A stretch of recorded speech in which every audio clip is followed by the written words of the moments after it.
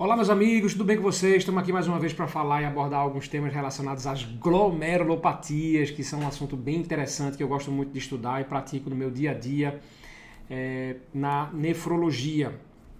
É o seguinte, eu selecionei aqui 12 tópicos ou 12 pontos que devem constar na avaliação do seu paciente e eu vou fazer uma diferenciação um pouquinho aqui do que é na enfermaria, do que é no consultório, depois que o paciente já teve o diagnóstico, está fazendo algum tratamento, ou então o paciente ainda na fase de realização de biópsia, controle do síndrome nefrótica, controle da disfunção renal, pulsoterapia, que acontece muito na enfermaria. Então eu vou trazer para vocês aqui 12 medidas que eu acho que tem que ser pensadas e orientadas sempre que vocês estão diante de um paciente com glomerulopatia, seja no ambiente de enfermaria ou seja no ambiente ambulatorial. Então vamos lá. A primeira delas que eu vou colocar para vocês, então, primeiro, o tema da aula é 12 medidas gerais para o tratamento de um paciente com síndrome nefrótica, tá? Vamos falar de síndrome nefrótica, claro que isso aqui pode valer em algumas circunstâncias para a síndrome nefrítica ou para as doenças glomerulares como um todo.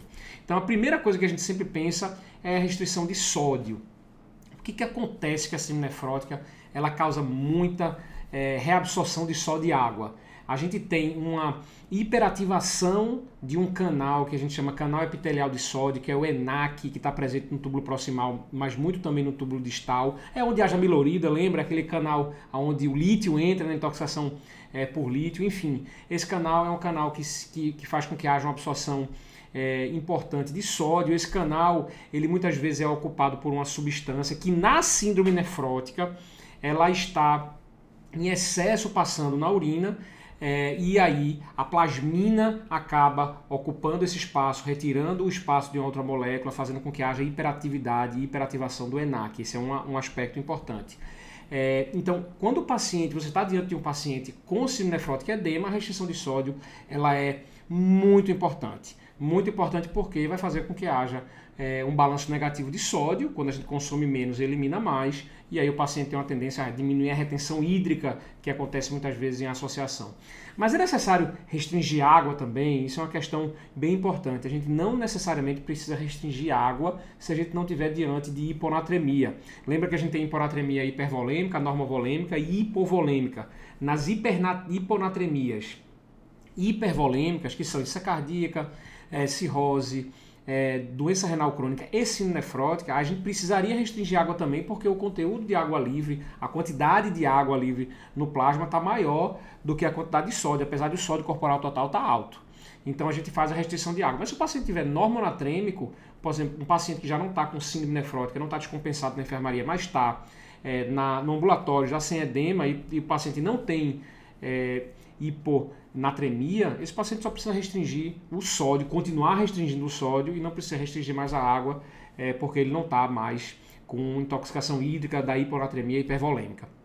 Então a gente sempre pede para restringir sódio, que está relacionado à diminuição de proteinúria, está relacionado à diminuição do edema e diminuição da pressão arterial quando a gente tem hipertensão associada. A restrição de proteína pode parecer contraintuitivo. Por quê? Porque como é que eu vou restringir proteína no paciente que está perdendo proteína pela urina e está com a proteína baixa no plasma, hipoalbuminemia? De fato, se eu consumir muita proteína, ou fazer uma dieta hiperproteica, a gente tem estudos já há muito tempo, já há muito tempo, mostrando que se a gente aumenta a ingestão de proteína no intuito de corrigir a hipoalbuminemia, a gente não consegue corrigir a hipoalbuminemia e a gente só faz aumentar a proteinúria. E em estudos que utilizaram a restrição proteica, a gente acabou diminuindo a proteinúria sem ter uma influência importante na albumina sérica, porque a gente não vai restringir ao ponto de causar desnutrição.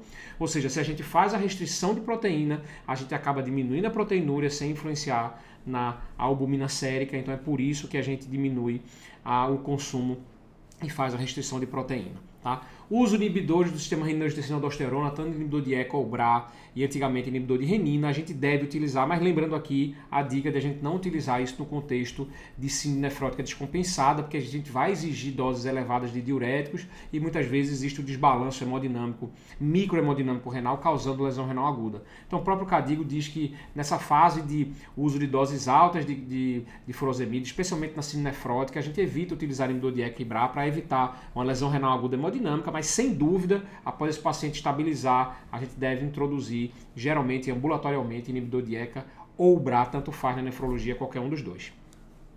O uso adequado de diurético é importantíssimo, porque o paciente que vai fazer diurético tem que saber como é que faz o bloqueio sequencial do néfron, ou seja, a gente primeiro bloqueia na porção espessa da alça de Henle o transportador sódio e potássio 2-cloros com a furosemida, que é o diurético de alça que a gente tem disponível aqui no Brasil. A gente tem que fazer isso com a dose suficiente para mitigar os efeitos relacionados à albuminemia e à disfunção renal, ou seja, a gente tem que fazer com que a furosemida ela fique ligada à albumina, não saia pela urina e seja secretada no túbulo proximal para ter sua ação do lúmen tubular para a célula epitelial da alça de Henle, ou seja, eu preciso fazer com que a albumina se descole da furosemida no túbulo proximal e seja secretado. Se a furosemida não foi secretada pelo túbulo proximal, seja porque saiu na urina ligada à furosemida, à albumina, ou seja porque não conseguiu se ligar à albumina, porque a albumina ficou mais escassa e os sítios de ligação para a albumina ficaram com a concorrência maior das outras moléculas que se ligam à albumina, como outras proteínas, outras substâncias. Então eu vou ter uma competição maior pela albumina e vou ter essa albumina muitas vezes saindo pela urina. Enfim, a gente precisa de uma dose elevada de diuréticos e muitas vezes o bloqueio sequencial naqueles usuários crônicos ou naqueles refratários. Ou seja, se eu bloqueio aqui a alça de Henle, eu tenho a natriurese aumentada, a maquinaria tubular distal de reabsorção de sódio ela começa a ficar hipertrofiada, digamos assim, e acaba absorvendo mais sódio, ou seja, eu tenho que acabar bloqueando sequencialmente com o uso de tiazídico e posteriormente com o uso dos bloqueadores de aldosterona ou com aqueles poupadores de potássio. Tá? Então, usar adequadamente os diuréticos é essencial para a gente evitar que o paciente tenha a necessidade de fazer diálise, ou o pessoal fala muito aí de fazer albumina junto com furosemida. Muitas vezes quando a gente faz a dose adequada é o suficiente para ter um bom resultado em relação ao controle do edema e da hipertensão desses pacientes. A gente sempre tem que avaliar a anticoagulação, isso aqui principalmente à luz de síndrome nefrótica em membranosa. Então alguns pacientes eles têm o benefício de fazer a anticoagulação primária profilática em dose plena, ou seja, eu tenho que fazer às vezes Marevan ou fazer anticoagulação internado pelo risco de anticoagulação plena, tá? Não é profilática não, é plena, não é aquela profilática que a gente faz de rotina no paciente nefrótico, mas aquele paciente que vai utilizar o Marevan para evitar um evento tromboembólico, principalmente aqueles pacientes com albumina sérica menor do que 2,5 e com outros fatores de riscos mais importantes. A gente vai falar sobre um conteúdo de anticoagulação. Então sempre avalia o risco e o benefício da anticoagulação para esses pacientes. Obrigatoriamente, mulher em idade fértil tem que orientar a contracepção.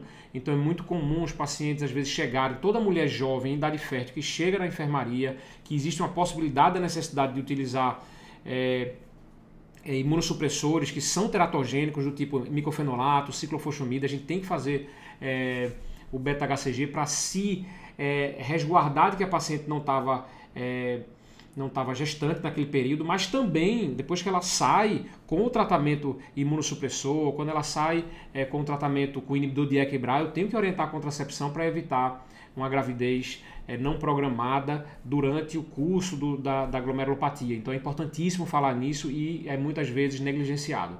Manutenção do peso adequado, independente se você já controlou edema e a síndrome nefrótica, o peso inadequado, ou seja, sobrepeso e obesidade, está relacionado ao hiperfluxo glomerular, que vai acabar aumentando a proteinúria.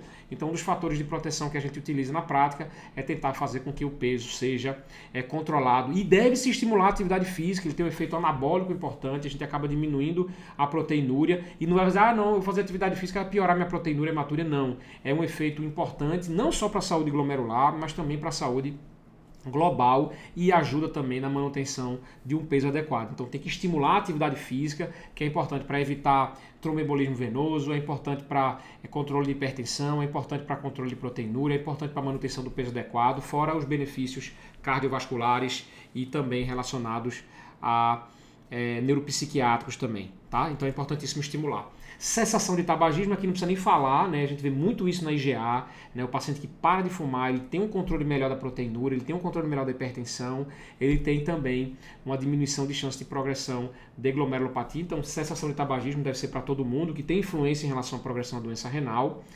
O tópico 10, que é a imunização, então a gente vai falar aqui da imunização de vírus